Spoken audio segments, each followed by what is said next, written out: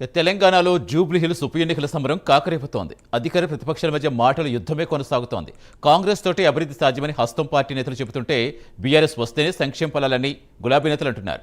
దొంగ ఓట్లతో కాంగ్రెస్ గెలవాలనుకుంటోందని మండిపడుతున్నారు. జూబ్లీ హిల్స్ ఉప ఎన్నికల్లో సత్తా చాటుతామని బీజేపీ అంటోంది. పూర్తి తెలిసేందుకు ఫీల్డ్లో మా కరెస్పాండెంట్ అజీం సద్దుగున్నారు. అజీం, మొత్తానికి ఇక టైం దగ్గర పడుతోంది. ఎలా అనిపిస్తోంది ఫీల్డ్లో మీకు పార్టీల మధ్య సమరం? జూబ్లీహిల్స్ ఉప ఎన్నికల ఏదైతే సమరం మొదలైంది, ఏదైతే అధికార ప్రతిపక్ష పార్టీల మధ్య మాటల యుద్ధం మొదలైంది, ఎవరు కూడా తగ్గేదే లేదంటూ కూడా ఒకరిపై ఒకరు కామెంట్స్ కూడా మొదలుపెట్టారు. ఇప్పటికే కేటీఆర్, హరీష్ రావు మాట్లాడుతూ అటు అధికార పార్టీపై సెటర్లు వేస్తూ కూడా వచ్చారు. ఏదైతే జూబ్లీ హిల్స్లో దెబ్బ కొడితే ఢిల్లీ వరకు వినిపించాలని చెప్పి కూడా ఏదైతే నిన్న కేటీఆర్ మాట్లాడుతూ వ్యాఖ్యానించారు. ఇక అలాగే బీఆర్ఎస్ని జూబ్లీ హిల్స్ ఉప ఎన్నికల్లో గెలిపిస్తేనే కాంగ్రెస్ ప్రభుత్వం 6 గ్యారంటీలను అమలు చేస్తుంది. ఇవంతా కూడా ప్రజలు గుర్తుపెట్టుకోవాలి. కారు కావాలా, బుల్డోజర్ కావాలా అనేది కూడా తేల్చుకోవాలని చెప్పుకుంటూ కూడా అయితే బీఆర్ఎస్ పార్టీకి సంబంధించిన నేతలు అధికార పార్టీపై విమర్శలు గుప్పిస్తున్నారు. దీంతోపాటు దొంగ ఓట్లకు సంబంధించిన అంశంపై కూడా ప్రధానంగా బీఆర్ఎస్ పార్టీ లేవనెత్తుతుంది. దొంగ ఓట్లతో కాంగ్రెస్ పార్టీ గెలవాలనుకుంటుందని చెప్పి కూడా ఏదైతే వారు విమర్శలు చేస్తూ వస్తున్నారు. సో దీనిపై కాంగ్రెస్ పార్టీకి సంబంధించిన నేతలు, మంత్రులు కూడా తీవ్రమైనటువంటి స్థాయిలో గట్టిగా మాట్లాడుతున్నారు. ఖచ్చితంగా ఏదైతే జూబ్లీ హిల్స్ ఉప ఎన్నికల్లో కాంగ్రెస్ పార్టీ గెలుస్తుంది, ఎలాగైతే కంటోన్మెంట్ ఉప ఎన్నికల్లో కాంగ్రెస్ పార్టీ గెలిచిందో అలాగే దీంట్లో కూడా జూబ్లీ హిల్స్ ఉప ఎన్నికల్లో కూడా కాంగ్రెస్ పార్టీ గెలుస్తుంది. కాంగ్రెస్ పార్టీకి సంబంధించినటువంటి ప్రభుత్వ పథకాలు ఏవైతే అమలు చేస్తున్నామో ఆ ప్రభుత్వ పథకాలన్నీ కాంగ్రెస్ పార్టీని గెలిపిస్తాయి. ఇప్పటికే బీఆర్ఎస్కి అర్థమై ఉంటుంది. అసెంబ్లీ ఎన్నికల్లో, పార్లమెంట్ ఎన్నికల్లో కొట్టినటువంటి దెబ్బకు ఇప్పటికే బీఆర్ఎస్ కోలుకోలేకపోయింది. జూబ్లీ హిల్స్ ఉప ఎన్నికల్లో గెలిచిన తర్వాత, కాంగ్రెస్ గెలిచిన తర్వాత బీఆర్ఎస్ పూర్తిగా కాలైపోతుంది, అసలు బీఆర్ఎస్ అనేది ఉండదు అని చెప్పుకుంటూ కూడా వారు ఏదైతే కామెంట్స్ కూడా చేస్తున్నారు. సో ఓవరాల్గా కూడా బీఆర్ఎస్ పని పూర్తిగా అయిపోయింది. కారు కాదు, ఏది కాదు, కాంగ్రెస్ పార్టీ హస్తం అభివృద్ధి. ఏదైతే అధికార పార్టీ అధికారంలో ఉంటేనే అభివృద్ధి జరుగుతుంది, ఆ అభివృద్ధి పార్టీకే ఓటు వేస్తారని చెప్తున్నారు. మరోవైపు బీజేపీ కూడా తన అభ్యర్థికి సంబంధించిన అంశంపై ఇప్పటికే ఏదైతే కసరత్తు చేస్తూనే ఉంది. సో దీనికి సంబంధించిన అంశంపై 2-3 పేర్లు పరిశీలిస్తుంది. కొత్తగా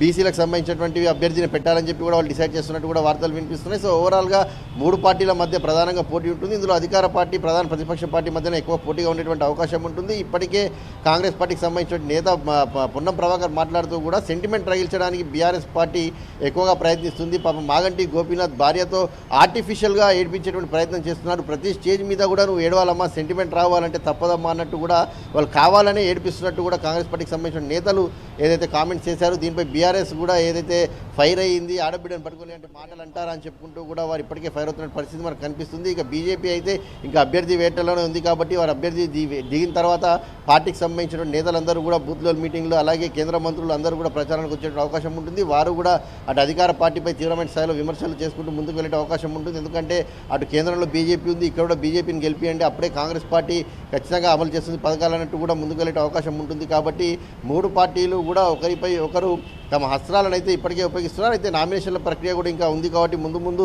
మరింత వాడివేడిగా సాగేటువంటి అవకాశం కూడా ఉంటుంది. ఇప్పటికే బీఆర్ఎస్ పార్టీకి సంబంధించినటువంటి నామినేషన్, అలాగే కాంగ్రెస్ పార్టీకి సంబంధించిన నామినేషన్ కూడా ఈ నెల 17వ తారీఖు నవీన్ యాదవ్ నామినేషన్ ఉన్నారు. మొత్తంగా ఈ నెల 21 వరకు నామినేషన్ల ప్రక్రియ కొనసాగుతుంది. అలాగే 22 వరకు స్కూటీని, 24 ఏదైతే విత్డ్రాల్ ఉంటుంది, నవంబర్ 11 అలాగే నవంబర్ 14 రిజల్ట్ ఉంటుంది. కాబట్టి జూబ్లీ హిల్స్లో కొడితే ఢిల్లీలో వినిపించాలనే దానికి కూడా కాంగ్రెస్ అభ్యర్థి నవీన్ యాదవ్ మాట్లాడుతూ కూడా ఆ దెబ్బ ఎవరికి వినిపిస్తుంది, సౌండ్ ఎవరికి వినిపిస్తుందో అనేది కూడా నవంబర్ 11, 14 తారీఖున తేలిపోతుందని చాలా స్పష్టంగా చెప్తున్నారు. ఇక దొంగ ఓట్ల విషయానికి వచ్చినట్లయితే కాంగ్రెస్ పార్టీకి దొంగ ఓట్లు అవసరమే లేదు. అక్కడ ఏదైతే అపార్ట్మెంట్స్ ఎక్కువ ఉంటాయి, సో దానికి సంబంధించినటువంటి అభ్యర్థులు అక్కడ ఉన్నటువంటి నివాసులు మారుతూ ఉంటారు. మారుతున్నటువంటి క్రమంలో పూర్తి స్థాయిలో కూడా కొన్నిసార్లు ఓట్లు తొలగించవచ్చు. అసలు మేము ఈసీ దాంట్లోనే మేము వేలే పెట్టలేదు, మేము మాట్లాడలేదు అని చెప్పి కూడా చాలా స్పష్టంగా కాంగ్రెస్ పార్టీకి సంబంధించిన నేతలు చెప్తున్నారు. కానీ మరోవైపు బీఆర్ఎస్ మాత్రం కేవలం దొంగ ఓట్లతోనే కాంగ్రెస్ పార్టీ గెలవాలని చెప్పి చూస్తుందని చెప్పి కూడా అంటున్నారు. ఇక ఇప్పటికే కాంగ్రెస్ పార్టీ తన ప్రచారాన్ని ముమ్మరం చేసింది. ఈ రోజు యూసుఫ్గూడలో ఇప్పటికే వెంగళరావునగర్ డివిజన్, యూసుఫ్గూడ డివిజన్, ఎర్రగడ్డ డివిజన్ సంబంధించిన డివిజన్ల వారీగా కూడా బూత్ లెవెల్ సమావేశాలు కూడా నిర్వహిస్తుంది. ఈ సమావేశానికి ఏసీసీ ఇన్ఛార్జ్ మీనాక్షి నటరాజన్, మంత్రులు పొన్నం ప్రభాకర్, వివేక్, అలాగే తుమ్మల నాగేశ్వరరావు, పార్టీకి సంబంధించినటువంటి సీనియర్ నాయకులు, అలాగే ఎవరైతే ఇన్ఛార్జ్గా నియమించినటువంటి కార్పొరేషన్ చైర్మన్ ఉన్నారో అందరూ కూడా పూర్తి స్థాయిలో కూడా గ్రౌండ్ లెవెల్లో పనిచేస్తున్నారు. బీఆర్ఎస్ పార్టీకి సంబంధించిన వారు కూడా పూర్తి లెవెల్లో గ్రౌండ్ లెవెల్లో పనిచేసుకుంటూ ఇంటింటికి కూడా ప్రచారం మొదలుపెట్టారు. ఇంకా మొదలు పెట్టాల్సింది బీజేపీ ఉంది. సో ఓవరాల్గా ఫైట్ అయితే రాను మరింత హీటెక్కిస్తుంది, ఖచ్చితంగా వాడివేడిగా ఉంటుంది, మాటలు యుద్ధం పెరిగేటువంటి అవకాశమే ఉంటుంది అని చెప్పి చాలా స్పష్టంగా మనకు కనిపిస్తుంది. మరి రానున్న రోజుల్లో అంటే సుమారు ఈ ప్రచారం కూడా ఏదైతే నవంబర్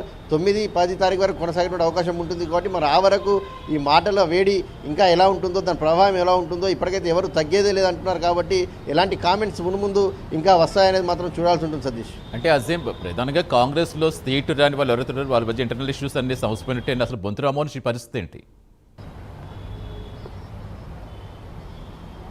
బొంతు రామ్మోహన్ సంబంధించి కూడా బొంతు రామ్మోహన్ ఆల్రెడీ అభ్యర్థి ప్రకటన కంటే ముందే బొంతు రామ్మోహన్ నేను పోటీలో లేను, రేస్లో లేనని చెప్పి చాలా స్పష్టంగా తప్పుకున్న పరిస్థితి కనిపిస్తుంది. అయితే ఈరోజు కూడా బీజేపీ క్యాండిడేట్ సంబంధించిన అంశంపై ఏదైతే బీసీకే టికెట్ ఇస్తారనే అంశంపై బొంతు రామ్మోహన్ పేరు వినిపించింది. అయితే బొంతు రామ్మోహన్తో మనం మాట్లాడించే ప్రయత్నం చేసినప్పుడు ఫోన్లో బొంతు రామ్మోహన్ నేను కాంగ్రెస్ పార్టీలోనే ఉంటాను, కాంగ్రెస్ పార్టీలోనే కొనసాగుతాను, నా పేరు కూడా ఎక్కడ స్కూలింగ్ కూడా లేదు, బీజేపీ పార్టీలో ప్రస్తావన వస్తున్నట్టని చెప్పి కూడా బొంతు రామ్మోహన్ మాట్లాడారు. అయితే కాంగ్రెస్ పార్టీలో సంబంధించినటువంటి ఇంటర్నల్ అఫైర్స్ చాలా రెగ్యులర్గా ఉంటూనే ఉంటాయి, అందరికీ తెలిసిన విషయమే. ఏదైతే దీనికి సంబంధించి స్టార్టింగ్లోనే మనం చూసాం, మాజీ MP PPCC working president Anjan Kumar Yadav అలగపున్నారు. అలగపున్న వెంటనే కాంగ్రెస్ పార్టీకి సంబంధించినటువంటి అగ్రనేతలందరూ కూడా ఏఐసీసీ సెక్రటరీ అయినటువంటి విశ్వనాథ్ కావచ్చు, ఇన్ఛార్జ్ మీనాక్షి నటరాజన్, మంత్రులు పొన్నం వివేక్ అందరూ కూడా అంజన్ కుమార్ యాదవ్ ఇంటికి వెళ్ళి భుజగించే ప్రయత్నం చేశారు. అలాగే టికెట్ ఆశించినటువంటి వారు ఎవరైతే ఉన్నారో సిఎన్ రెడ్డి కావచ్చు, మురళీగౌడ్ కావచ్చు, అలాగే పార్టీకి సంబంధించిన అందరూ ఎవరైతే జూబ్లీ పరిధిలో ఉంటారో వారందరినీ కలిసే ప్రయత్నం కూడా నవీన్ యాదవ్ చేశారు. అయితే బొంతు రామ్మోహన్ మాత్రం ఇప్పుడు పార్టీకి కలిసేటువంటి ప్రయత్నం చేయలేదు. బొంతు రామ్మోహన్ కాస్త అసంతృప్తిగా ఉన్నప్పటికీ కూడా నేను కాంగ్రెస్లోనే ఉంటాను, కాంగ్రెస్లోనే కొనసాగుతాను, నా పని నేను చూసుకుంటాను, కాంగ్రెస్ అభ్యర్థి గెలుపు కోసం అయితే ప్రయత్నిస్తానని అయితే ఫోన్లో మాట్లాడేటప్పుడు చెప్పే ప్రయత్నం చేస్తున్నారు. కానీ ఎంతో కొంత అంటే అందరు ఎవరైతే టికెట్ ఆశించారో అందరి దగ్గర కూడా పార్టీకి సంబంధించినటువంటి అగ్రనాయకత్వం అందరి దగ్గరికి వెళ్ళింది, అందరింటికి వెళ్ళి కూడా వారికి సంబంధించినటువంటి హామీలు కూడా ఇచ్చి వచ్చింది. కానీ బొంతు రామ్మోహన్ దగ్గరికి ఎవరూ వెళ్ళలేదు, హామీ కూడా ఇవ్వలేదు అనే ఒక వార్తలు అయితే వినిపిస్తున్నాయి. దీంతో బొంతు రామ్మోహన్ కాస్త అసంతృప్తిగానే ఉన్నట్టయితే వార్తలు అయితే వినిపిస్తున్నాయి. అయితే వీరిని కూడా కలిసి ఖచ్చితంగా మాట్లాడేటువంటి ప్రయత్నం చేస్తాం, అందరూ కూడా కాంగ్రెస్ పార్టీ గెలుపు కోసమే ప్రయత్నం చేస్తారు, బొంతు రామ్మోహన్ కూడా సాటిస్ఫైగా ఉన్నారని చెప్పి